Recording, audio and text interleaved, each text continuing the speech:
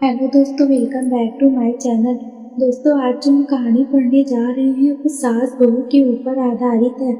अगर कहानी पसंद आए तो चैनल को लाइक एंड सब्सक्राइब करना ना भूलें। चलिए कहानी शुरू करते हैं। बहू के पास तो बच्चे की बीमारी का बहाना है। अंजलि, जल्दी से तैयार हो जा, रमा आंटी के यहाँ भजन में चलना है और वहाँ का चाय नाश्ता तुझे ही संभालना है। उनकी तो उम्र हो गई है, अब तेरे भरोसे ही है। उनकी बहू भजन में आएगी या नहीं, आज भी ऑफिस से छुट्टी तक नहीं ली है।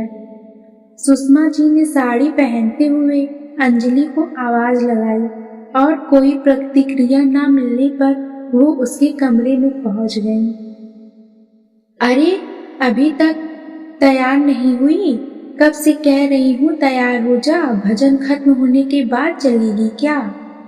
मम्मी जी, रिंकी की तबीयत ठीक नहीं है। जब से स्कूल से आई है इसका बदन तप रहा है।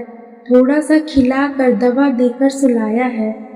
अब ऐसी हालत में इसे छोड़कर कैसे जाऊं? रमा आंटी से मेरी तरफ से आप माफी मांग लीजिएगा। ये सब बहाने छोड़ो और तैयार हो जाओ। और रिंकी इतनी छोटी भी नहीं कि अकेली रह ना सकेगी। फिर ज्यादा दूर तो नहीं जाना है, 2-3 मंजिल ऊपर ही तो है। 2 घंटे में आ जाएंगे। मैंने पहले से ही कह रखा है, अब तुम मना मत करो। बच्ची की बीमारी में तुम काम से बचना चाहती हो? टीवी चला दो, अभी खड़ी हो जाएगी। सुषमा जी नाराज होते हुए बोली। मम्मी जी, ये आप क्या कह रही हैं? रिंकी को सच में बुखार है और मैं आपसे झूठ क्यों बोलूंगी? आपने तो इसे छूकर भी नहीं देखा। मैं अपनी बेटी को बीमार छोड़कर नहीं जाऊंगी। भजन में तो 2 की जगह 3 घंटे भी लग सकते हैं। आप अपनी पोती से प्यार नहीं करती हो? आप ऐसा कैसे कह सकती हो? जब से ये हुई है आपने कभी इसे प्यार से नहीं देखा। आपको सदा ही पोते की चाह थी और ये हो गई। और इसके होने के बाद मैं दोबारा माँ नहीं बन पाई। तब से आप मुझसे और इससे चिढ़ी हुई रहती हैं। रिंकी अकेली रह लेती, पर बुखार में उसे मेरी जरूरत है। वो कैसे रहेगी? आप मुझे कुछ भी बोल दो, पर मेरी बेटी के लिए मैं कुछ नहीं सुनूंगी। वहाँ आपकी और भी सहेलियाँ आएंगी, उनकी बहुएं भी आएंगी। वे चाय नाश्ता संभाल लेंगी, अंजलि ने कहा। सुषमा जी भजन में चली गई। 2 दिन की रिंकी ने छुट्टी ली। तीसरे दिन वो स्कूल जाने लगी। अंजलि भी अपने नियमित काम करने लगी। कुछ दिनों बाद अंजलि की ननद अपने बच्चों सहित छुट्टी में रहने के लिए अंजलि के यहाँ आई। सभी लोग मिलकर घूम रहे थे, बच्चे मस्ती कर रहे थे। एक दिन शाम को उसी शहर में रहने वाली मीनाक्षी की चाची सास ने सबको खाने पर बुलाया। अंजलि की ननद मीनाक्षी भी जाने के लिए तैयार हो गई। तभी उसके बेटे ने जाने से मना कर दिया। मीनाक्षी ने देखा तो उसे तेज बुखार था। शान हो गई। उसने उसे दवाई दी और ठंडे पानी की पट्टियां करने लगी। बुखार कम नहीं हुआ।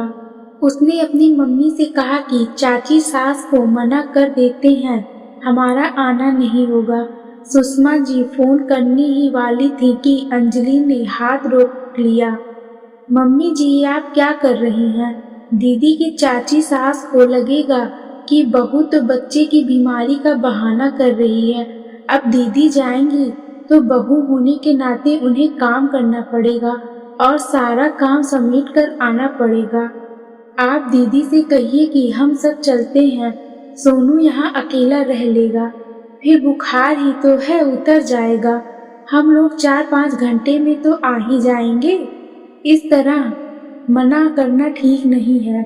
उनकी चाची सास ने दीदी के भरोसे सारी तैयारी कर ली होगी। बहू, तेरा दिमाग फिर गया है क्या? अपने बेटे को बीमार छोड़कर मीनाक्षी कैसे जाएगी? वो अकेला कैसे रहेगा? बीमार के पास तो कोई होना चाहिए। मम्मी जी, जैसे मेरी रिंकी अकेली रह सकती है वैसे ही सोनू भी रह लेगा। अब वो रिंकी से बहुत बड़ा है। आपको सोनू का दर्द आ रहा है पर कभी अपनी पोती का दर्द नहीं आया। होता तो जरूर दर्द आता, लेकिन माँ को तो बेटा हो या बेटी दोनों का दर्द समान होता है। आपको भी देखो ना, अपनी बेटी का बड़ा दर्द आ रहा है। बहू की तकलीफ और दर्द आपको बहाना लगता है, और तो और बहू की बेटी की बीमारी भी आपको बहाना लगता है। मीनाक्षी सब कुछ सुन रही थी। उसे अपनी भाभी के इस तरह से बात करने की उम्मीद नहीं थी। फिर उसे समझ आया कि जरूर मम्मी ने कुछ किया होगा। तब अंजलि ने सारी बात बताई और वो रोने लगी। मीनाक्षी ने उसे चुप कराया। सुषमा जी चुपचाप खड़ी थी। मम्मी, मुझे आपसे ये उम्मीद नहीं थी। रिंकी किसी और का नहीं, आपके बेटे का ही खून है, आपकी अपनी है। कोई भी माँ अपने बच्चे को बीमारी का बहाना नहीं बता सकती। माँ तो कभी झूठ मूठ भी नहीं चाहेगी कि उसका बच्चा कभी बीमार हो। कोई माँ अपने बच्चे को बीमारी में छोड़कर नहीं जाती है, क्योंकि उस समय उसके बच्चे को दवाई से ज्यादा उसकी माँ की जरूरत होती है। सुषमा जी के पास कोई जवाब नहीं था। आज उनकी आंखें खुल गई थी और वो अपने किए पर शर्मिंदा थी। दोस्तों, बहू और बेटी का दर्द अलग अलग नहीं होता है। एक स्त्री एक माँ बनकर सोचे तो उसे महसूस होगा, लेकिन केवल सास बनकर सोचेगी तो उसे कभी महसूस नहीं होगा, उसे बहाना ही लगेगा। थैंक